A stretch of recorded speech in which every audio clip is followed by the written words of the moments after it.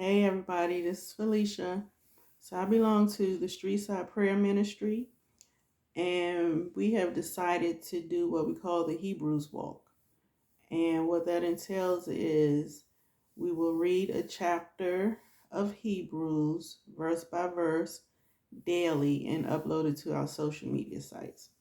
So I am on chapter 5 of Hebrews, and I'll be reading that from the New Living Translation.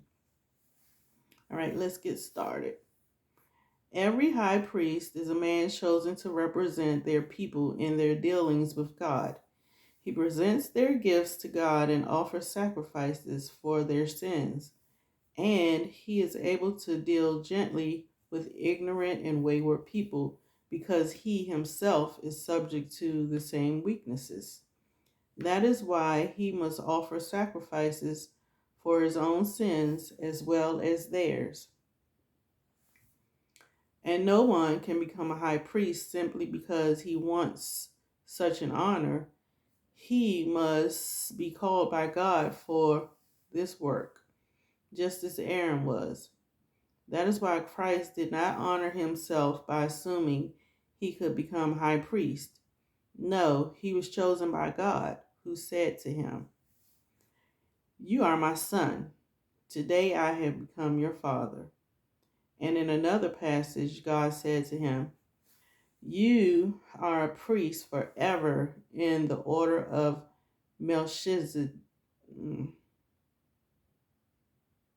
Melchizedek. Melchizedek.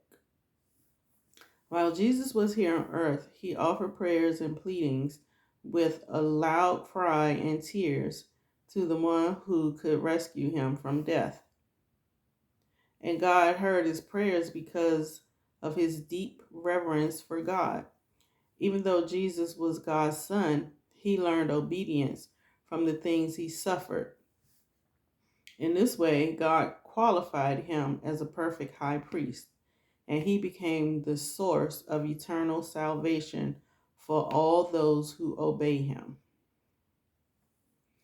And God designated him to be a high priest in the order of Melchizedek. Melchizedek.